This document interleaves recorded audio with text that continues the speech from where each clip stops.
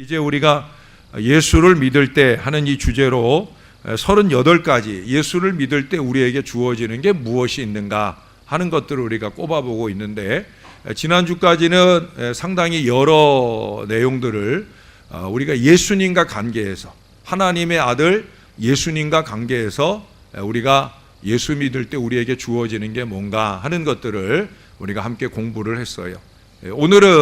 오늘과 다음 주 걸쳐서 아마 2주 안에 나머지 공부들을 하게 되리라 여겨집니다.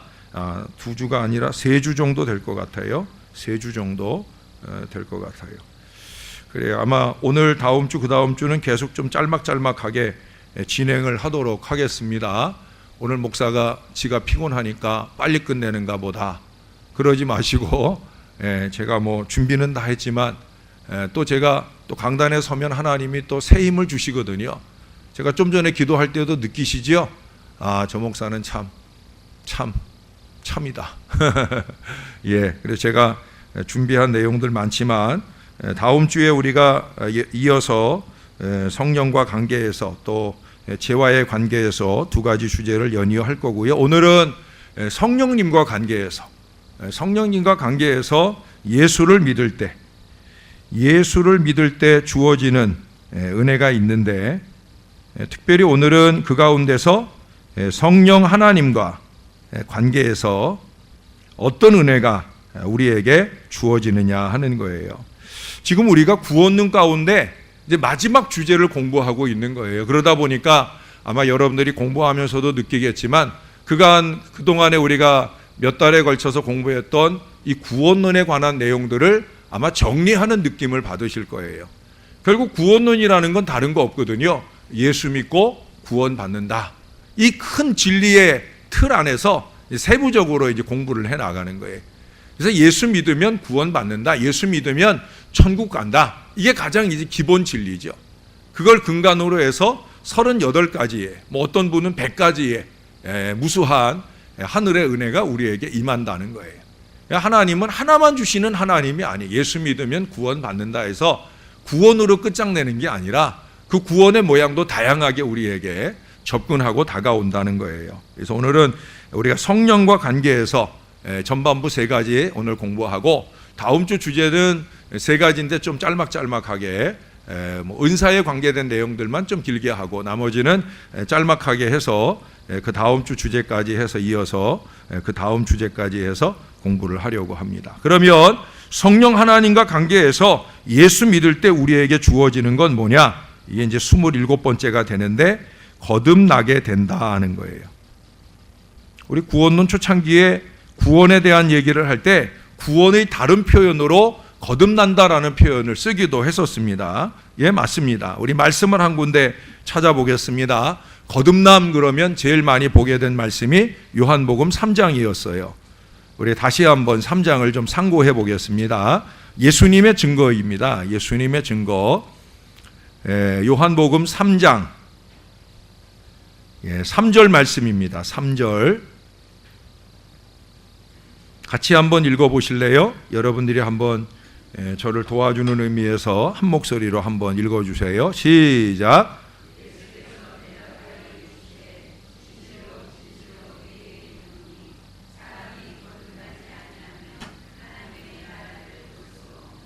아멘.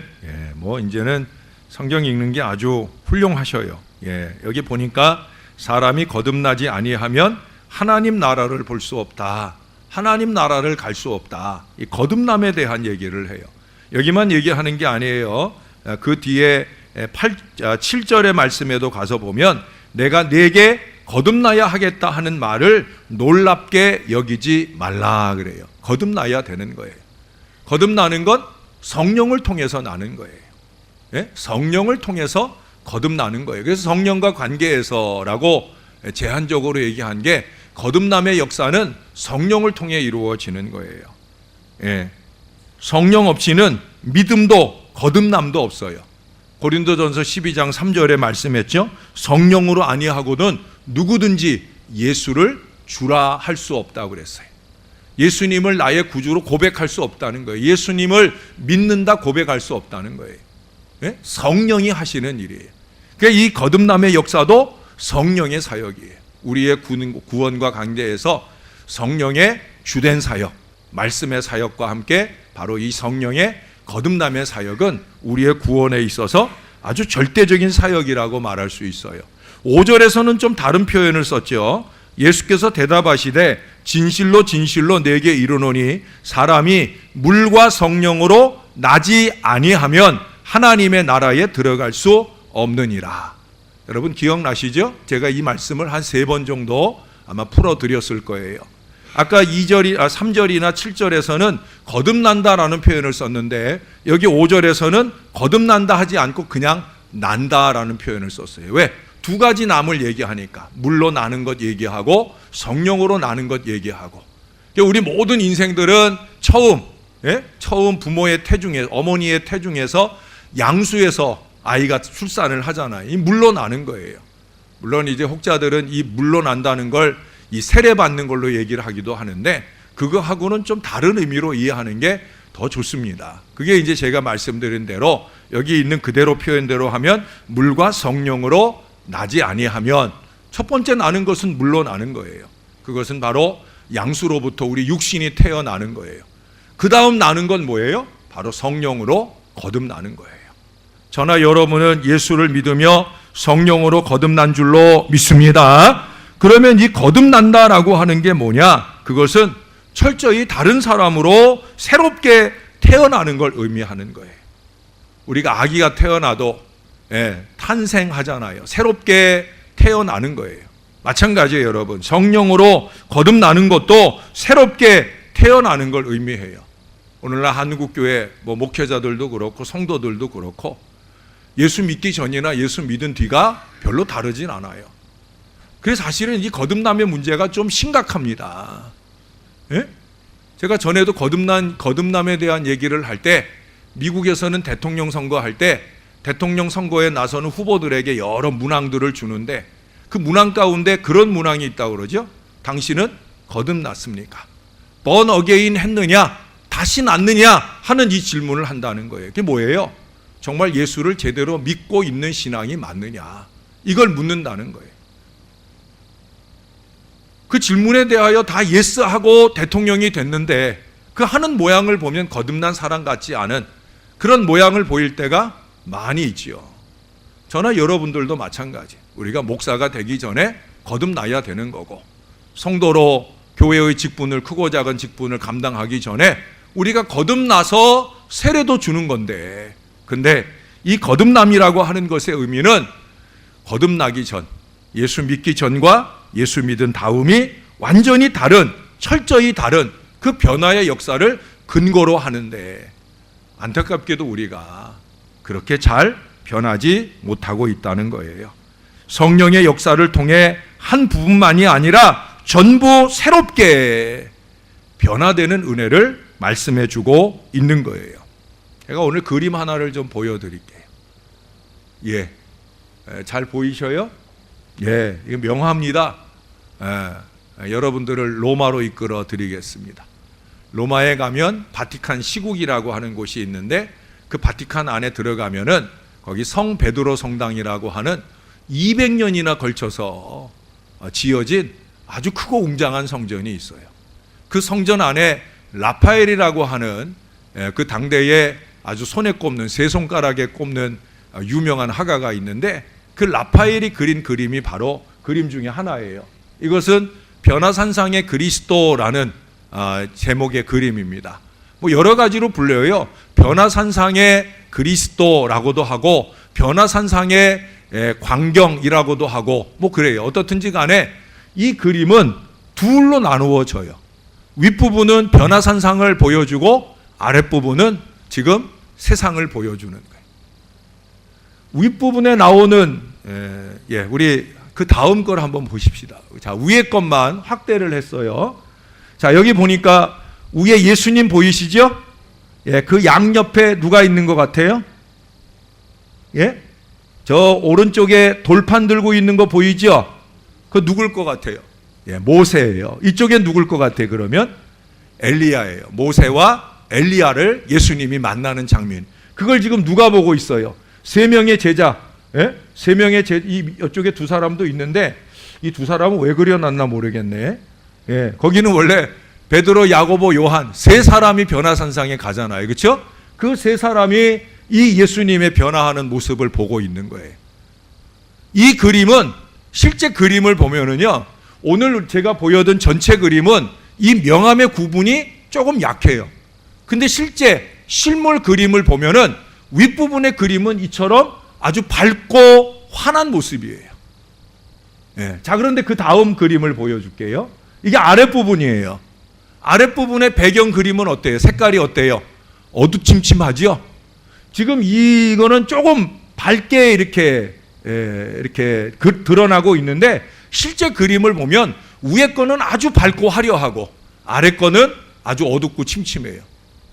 여러분이 마태복음 17장을 기억하시나 모르는데 마태복음 17장이나 마가복음 9장이나 뭐 이런 데 보면 이 변화산상의 얘기, 그때 세 명의 제자는 예수님과 함께 주여 여기가 좋사오니 하면서 그 황홀한 변화산사의 체험을 하고 있을 때 그때 나머지 제자들은 뭐 하고 있었느냐? 귀신 들린 아이의 아버지가 그 아이를 데려와서 이 귀신 들린 아이의 귀신을 좀 쫓아내다고 하는데 제자들이 그 일 가지고 낑낑매는, 쩔쩔매고 고통당하고 조롱당하고 어려움 당하는 그런 장면들이 나와요. 그게 바로 땅의 세상이라는 거예요. 자, 이 두 가지 그림을 제가 특별히 여러분들에게 보여드린 이유는 다른 거 없어요. 변화된 세계와 변화되지 않는 세계를 비교해 드리려고 그런 거예요. 변화된 세계, 주님을 만나고 주님과 함께 변화된 세계의 그 밝고 거룩함, 그게 저와 여러분의 삶이어야 되는 거예요. 변화되지 않은 세계의 삶은 어때요? 대조적인 장면이 나오잖아요. 거기 어두침침하고 컴컴한 배경 속에 여러 가지 번민과 고생과 고통이 그 가운데 있는 걸 보게 되어집니다. 대조적인 이 장면들을 통해서 우리가 거듭난다고 하는 거, 변화된다는 게 뭔가 하는 것들을 좀 여러분들에게 보여드리고자 한 거예요. 변화되어야 합니다. 밝고 거룩한 그 길을 걸어가는 우리 하나님의 백성답게 살아야 된다는 거예요. 불의와 불법을 통해서 자기의 이기와 욕심이나 채우는 것은 그건 세상 사람들이나 하는 짓이고 우리는 아니어야 되잖아요. 예수 잘 믿다 왔습니다 라고 고백할 수 있으려고 하면 거듭난 사람으로서의 변화된 신앙 인생을 살아야 되는 거예요. 여러분, 나비가 되기 전에 애벌레가 꼬물꼬물 기어 다닐 때, 여러분 애벌레를 얼마나 여자분들 징그러합니까? 송충이나 애벌레 얼마나 징그러워요. 여자들만 그런 게 아니라 남자들도 그렇거든요. 저도 징그러워요. 송충이 보면 징그럽고, 그래요. 근데 그것이 번데기가 되고 그 다음에 나비가 되어서 헐헐 날아가면 완전히 다른 변화의 역사를 보여주잖아요. 우리 신앙도 그래야 된다니까요. 그저 세상에서 발붙이고 산다고 세상 사람들처럼 똑같이 그렇게 땅의 것, 육신의 것에 매여서 사는 어리석은 인생이 아니라 좀 하나님 믿는 거듭난 신앙 인생답게, 하늘에 소망을 둔 사람답게, 그렇게 하늘 백성답게 사라지는 저와 여러분들이 되어야 할 줄로 믿습니다. 이 거듭난다라고 하는 것은 성령으로 거듭난다고도 하지만 마태복음 1장 베드로전서 1장 23절에 보면 우리가 거듭나는 것은 하나님의 살아있고 항상 있는 말씀으로 되어진다고 얘기하기도 합니다. 그래서 그 말씀 뒤에 보면 하나님의 말씀은 영원한 것에 대한 그런 가르침을 우리들에게 주고 있어요. 결국 그 말씀으로의 변화를 이루는, 말씀으로의 거듭남을 자극하는 역사를 누가 하느냐? 성령 하나님이 하시는 거죠. 그래서 말씀을 우리에게 주시면서 우리로 하여금 깨닫게 하시고 그 말씀을 필요에 따라 기억나게도 하시는 역사를 성령이 하시는 거예요. 자, 그 다음에 성령을 통해 우리에게 주시는, 예수 믿을 때 우리에게 주어지는 또 다른 은혜를 꼽자고 하면 그것은 바로 기름 부음입니다. 우리가 흔히 성령 충만이라고 말하는 기름 부음,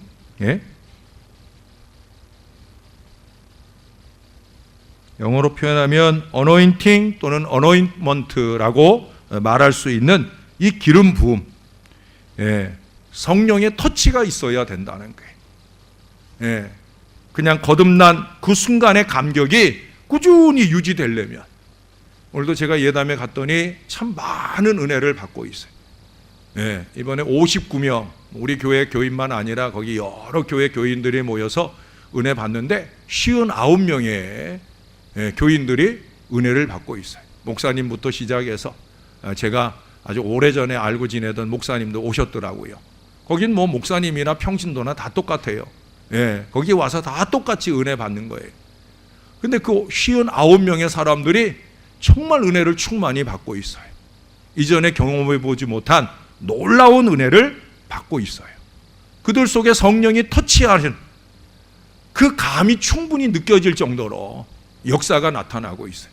근데 그 성령의 터치, 거듭남, 이런 것들이 꾸준히 이어질 수 있는 비결이 뭐냐? 바로 이 어노인팅, 기름 부음이 이루어져야 된다는 거예요. 그냥 터치, 만지는 정도가 아니라, 내가 만지는 정도가 아니라 뒤집어 씌우는 은혜가 임해야 된다는 거예요. 말하는 것부터 행동하는 것까지가 거룩하게 나타날 수 있는 이 기름 부음의 은혜가 임하게 되어져야 된다는 거예요. 여러분, 신앙에 있어서 이건 아주 중요한 체험입니다. 다른 어떤 것보다 여러분, 성령 충만한 체험 속에 살아야 되는 거예요. 신앙생활 전반에 걸쳐서 이 기름 부음이 나타나야 되는 거예요. 교회 안에 모든 사역에서 충만히 경험되어야 되는 겁니다. 그러면 여러분, 교회 생활하면서 요만큼도 시험 들 일이 없어요. 시험 드는 인생들의 시험은 왜 시험이 오느냐? 기름 부음이 없어서 그런 거예요. 부음은 고사하고 기름이 바짝 말라가지고, 기름이 바짝 말라가지고 살아가다 보니까 시험이 오는 거예요. 그 시험 앞에 무릎 꿇는 거예요. 사실은 하나님의 일은 기름 부음 받고 해야 되는 거예요. 여러분, 왜 우리가 항전직분자를 세울 때 왜 안수를 해요? 그게 그냥 안수를 하는 게 아니거든요. 거기 그냥 목사님들 손 얹고 그걸로 끝나는 게 아니거든요. 그냥 그걸로 끝나는 거라면 저는 한 달씩 그렇게 금식하고 철야하면서 준비하지 않아요. 그 시간이 기름 붓는 시간이거든요. 이 손을 얹을 때, 이 손을 얹음을 통해서 담임 목사의 기도를 통해 놀라운 기름 부음이 일어나야 되기 때문에 저는 임직식을 준비하면서 그렇게 한 달 넘게 제가 철야 기도도 하면서 준비하는, 밤마다 제가 여기서 임직받을 사람들 이 앞에 놓은 거 생각하고, 여기서 제가 안수할 거 생각하고, 한 사람 한 사람 앉을 자리 생각하고, 그 자리마다 제가 다 기름을 부어요. 제가 붓는 게 아니라 저를 통해 하나님이 기름을 부어요. 오늘 우리가 이 영적 세계를 좀 알아야 돼요. 기름 붓는 거예요. 그냥 감투 쓰는 자리가 아니라니까요. 교회 장로가 되고 안수 집사가 되고 권사가 되고, 이걸 뭐 교회 인기 투표로 생각을 하거나 감투를 쓰는 걸로 생각을 하거나, 이런 경향성들이 오늘 한국 교회에 많아요. 그러다 보니까 장로 되고 목사 돼가지고 어제 같은 그런 결정들을 내리는 썩어 빠진 일들을 교회 지도자들이 하고 있는 거예요. 기름이 부어져야 되지요. 기름이 부어져야 되는 거지요. 그게 바로 안수하는 작업이에요. 왜? 기름이 부어져야 공적 생애가 제대로 사라지는 거니까. 여러분, 제가 이 말씀을 읽지 않고 시작을 했는데, 먼저 우리 요한 1서를 먼저 한번 보십시다. 중요하다 보니까 제가 얘기에 집중하느라고. 자, 먼저 기름 부음에 대한 얘기, 요한 1서 2장입니다. 2장, 요한 1서 2장 27절. 이미 우리가 성령에 대해 공부할 때도 다 보았던 내용일 겁니다. 2장 27절,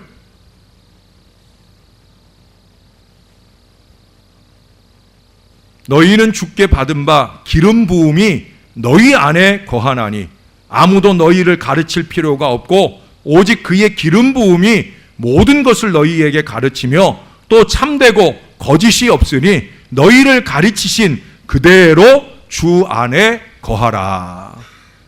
기름 부음이 우리를 가르치는 거예요. 여러분, 성령이 충만하면, 그러면 성경을 펼쳐 읽을 때 그 기름 부음이 나를 가르쳐 준다니까요. 저는 이 체험 속에서 여러분들에게 말하는 거예요. 제가 설교를 준비할 때나 여러분들에게 성경 공부를 준비할 때, 물론 제가 많은 책들을 갖다 놓고 내가 본 책들을 갖다가 설교를 쓸 때나 이 성경 공부를 할 때 사용하기도 하지만, 그것조차도 다 기름 부음으로 이루어지는 거예요. 아무리 목사를 수십 년 했어도 기름 부음이 없으면 그때그때 하나님 말씀 준비하고 전하는 것에 힘을 내지 못하는 거예요. 기름이 부어지는 거예요. 여기 얘기하잖아요. 기름 부음이 너희 안에 거하나니 아무도 너희를 가르칠 필요도 없다. 오직 기름 부음이 모든 것을 너희에게 가르치고 참되고 거짓이 없으니 너희를 가르치신 그대로 주 안에 거하라. 왜 오늘 한국 교회가 참은 없고 거짓만 득식을 거려요? 기름 부음이 없어서 그래요. 기름 부음 받은 목회자들이 없고 기름 부음 받은 교인들이 점점 줄어드니까 참만 있어야 될 자리에 거짓이 판을 치는 어리석음들이 범하게 되어지는 거예요. 여러분, 공적 생애는 기름 부음으로 되는 거예요. 마태복음 3장을 보십시다. 예수님조차도 그러시잖아요.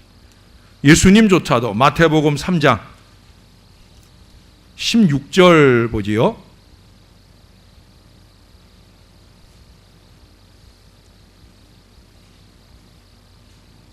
자, 이번엔 여러분들이 한번 읽어주실래요? 시작.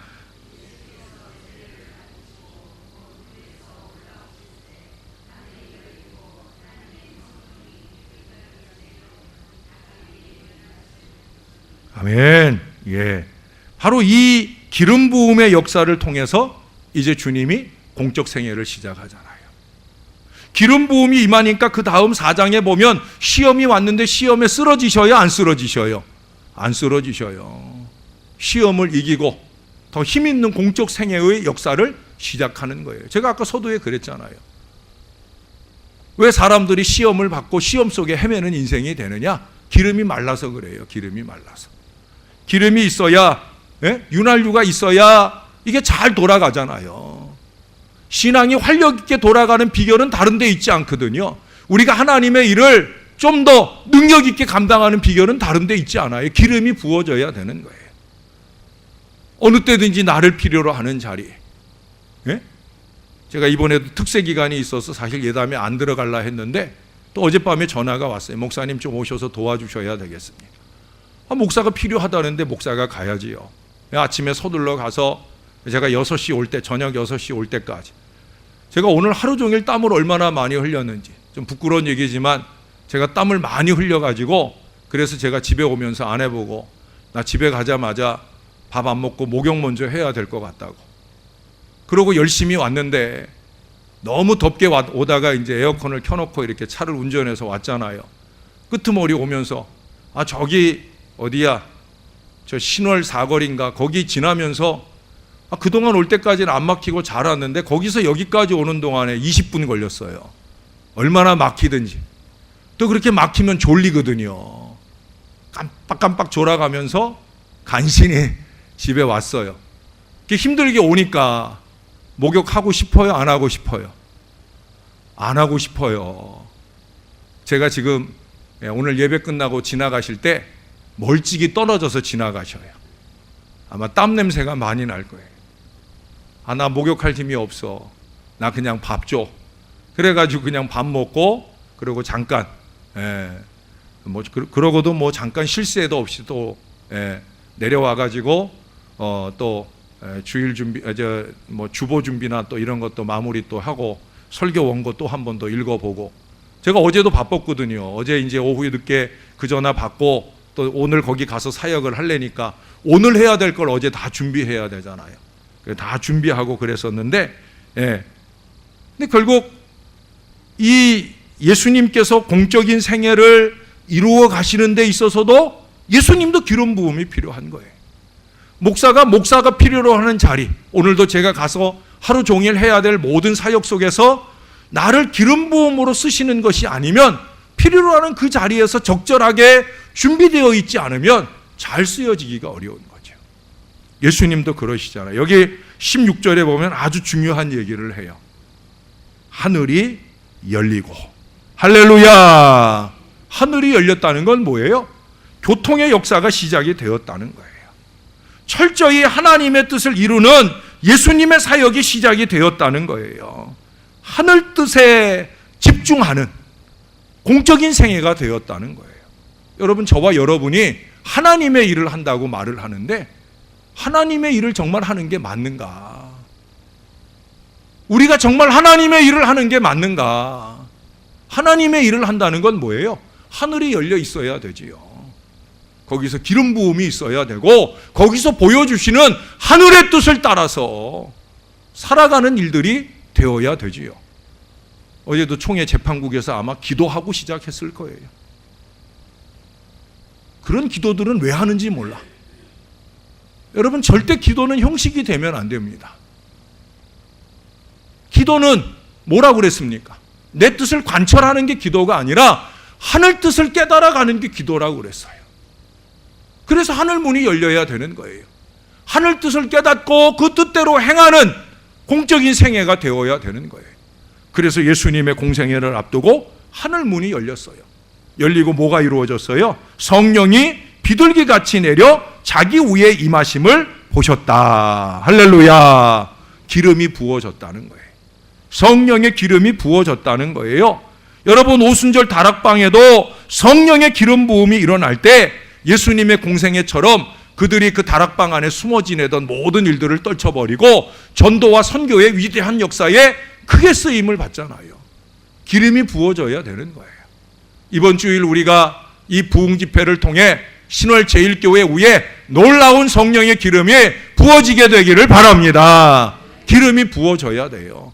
지금까지도 우리 교회가 45년 잘 지내왔지만 더 잘 지내려면, 제대로 잘 지내려면 기름이 부어져야 되는 거예요. 여러분, 사도행전을 좀 찾아보십시다. 사도행전 10장입니다. 사도행전 10장 38절. 그 말씀은 이걸 어떻게 표현하고 있는지 우리에게 보여줍니다. 사도행전 10장 38절. 베드로가 고넬료의 집에 가서 하는 설교 속에 오늘 마태복음 3장의 내용을 설명해 주고 있는 거예요. 38절입니다. 10장 38절 시작. 하나님이 나사렛 예수에게 성령과 능력을 기름 붓듯 하셨음에 그가 두루 다니시며 선한 일을 행하시고 마귀에게 눌린 모든 사람을 고치셨으니 이는 하나님이 함께 하셨음이라. 할렐루야. 기름 부음의 표징이 뭐예요? 예? 거기 능력, 성령과 능력을 기름 붓듯 하시니까 선한 일을 행하시고 마귀에게 눌린 모든 사람을 고치셨다. 기름 부음 받은 사람의 나타나는 신앙의 양태, 사역의 양태, 삶의 양태는 뭐냐? 선한 일을 하는 거예요. 제가 그래서 예수 믿는 사람에게 악의와 악독은 절대 어울리지 않는다. 내가 그 얘기를 하는 거예요. 네? 기름 부음 받으면 기름 부음 받은 사람에게 나타나는 특징은 뭐냐? 선의예요. 그 선의를 가지고 선한 일에 열심 낼 수밖에 없다니까요. 중요한 결론이 있잖아요. 그 구절의 마지막에 뭐래? 이는 하나님이 함께 하셨습니다. 기름이 부어졌다는 건 다른 거 아니에요. 하나님이 동행한다는 거예요. 아까도 그랬잖아요. 하늘이 열렸다. 하늘의 뜻이 보이는 거죠. 하나님이 함께하면서 그 하나님이 원하는 선한 일들을 이루어 가는 것이다. 베드로는 예수님의 이 성령 충만, 기름 부음 받음을 그렇게 증거하면서 초대교회에도 그와 같은 은혜와 역사가 나타났다는 것을 말해주고 있어요. 요즘에 자동차들이 그야말로 최첨단 자동차들이 많이 있잖아요. 제가 월요일에도 어느 목사님 만났는데 그 목사님 차로 좀 이동을 하게 되었어요. 근데 이 목사님이 이제 목적지를 핸드폰으로 이렇게 검색을 해서 목적지를 딱 검색해 놓고는 핸드폰을 이렇게 탁 아무렇게나 꽂아 놓더라고요. 근데 그 핸드폰에 있는 그 목적지로 가는 내비게이션 내용이 차량 내비게이션에 그대로 뜨는 거예요. 그래서 제가 그 목사님이 차량 내비게이션에 목적지 찍는 걸 제가 못 봤거든요. 그냥 핸드폰을 뭐 좀 만지고 이렇게 놓는 것 같았는데 근데 이상하게 내비게이션에서 그 목적지에 대한 안내가 나오는 거예요. 그래서 제가 이상해서 물었어요. 혹시 이제 제 직감으로 이 핸드폰하고 이 차량에 있는 내비게이션이 서로 연결이 되어 있는 거냐? 그랬더니 그렇다는 거예요. 그래서 이렇게 검색을 해놓으면 이 차량에 있는 내비게이션이 알아서 그 목적지로 내비게이션을 인도해 준다는 거예요. 놀랍더라고요.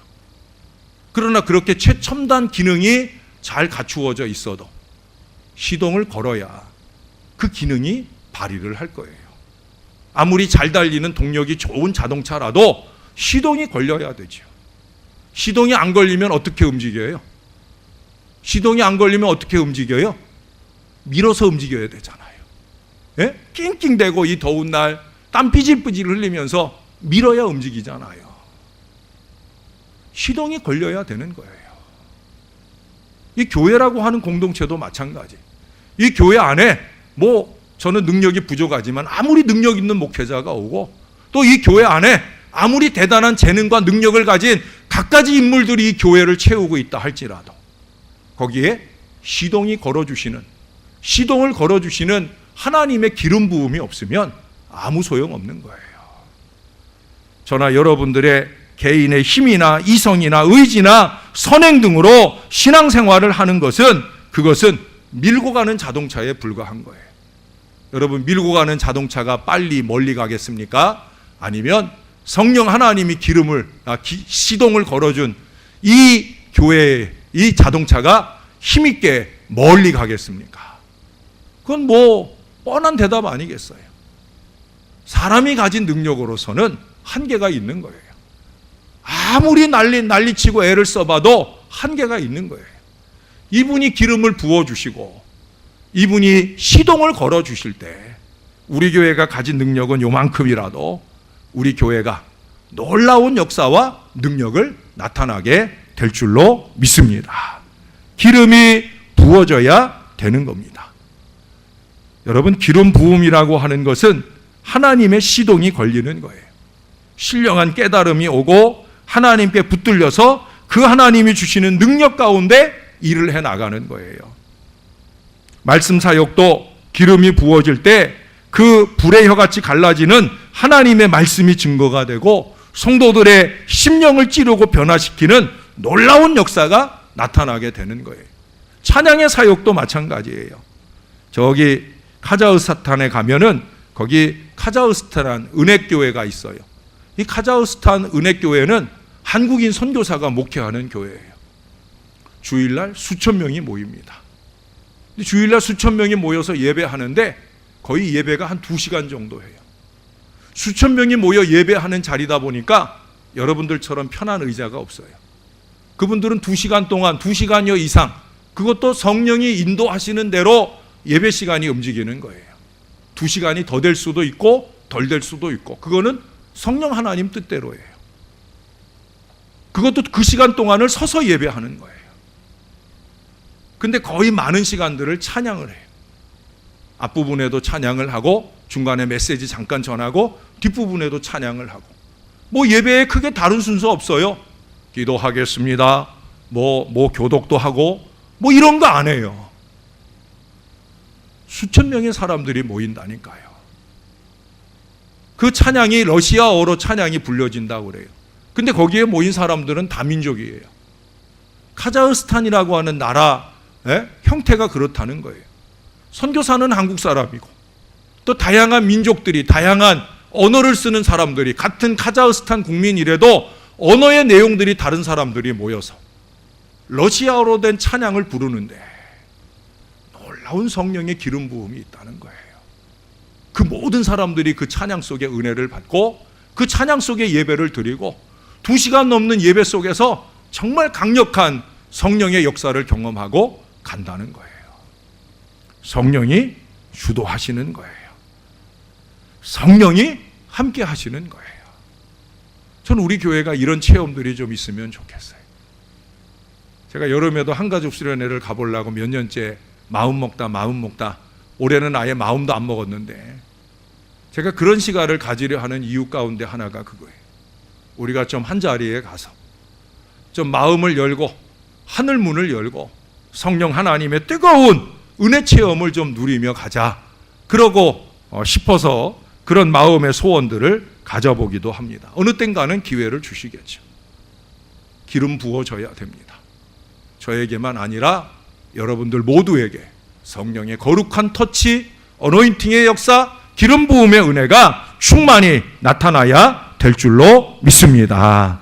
한 가지 얘기만, 벌써 시간이 많이 됐지만 한 가지 얘기만 더 하고 마치죠. 아예. 우리 고린도전서 6장입니다. 고린도전서 6장. 오늘 한 가지를 더 해야, 제가 3가지까지는 최소한 얘기하겠다 마음 먹고 왔기 때문에 이걸 얘기해야 다음 주에 좀 수월해요. 다음 주, 그 다음 주가 수월합니다. 6장 19절.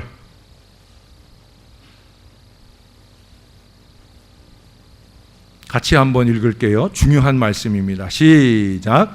너희 몸은 너희가 하나님께로부터 받은 바 너희 가운데 계신 성령의 전인 줄을 알지 못하느냐.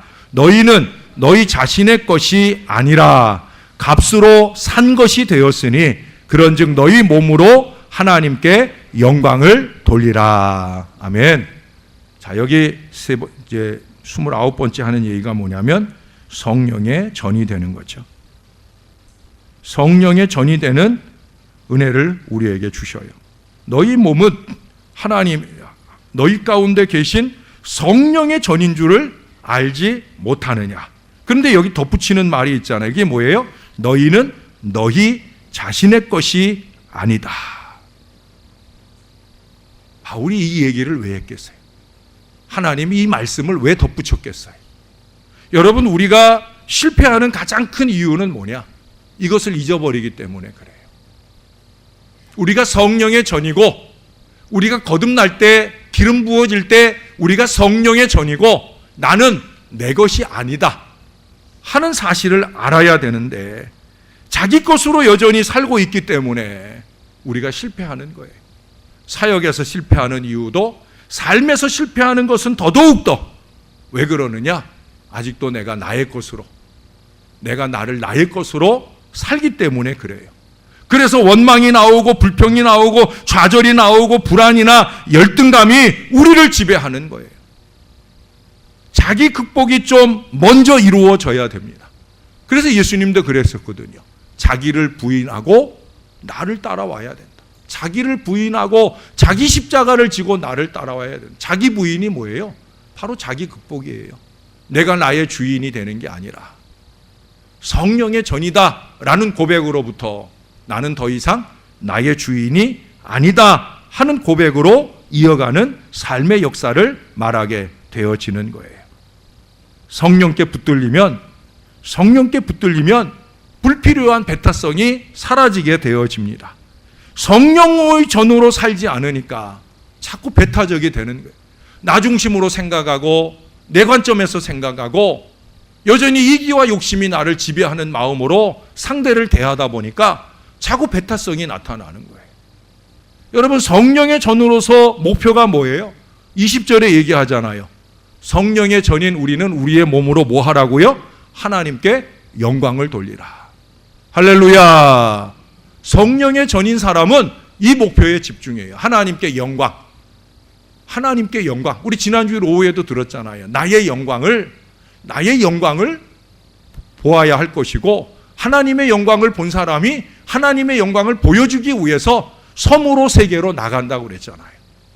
결국 이 하나님의 영광이라고 하는 목표에 집중한다는 건 뭐예요? 내가 더 이상 나의 주인이 아니라는 거죠. 나는 오직 하나님의 영광을 위해서 쓰임 받을 뿐인 존재다 하는 고백이 그 안에 있다라고 하는 거예요. 목사에게도 교회에게도 여러분 붙들릴 필요 없어요. 성령께 붙들리셔야 돼요. 성령께 붙들리셔야 희망이 있는 거예요.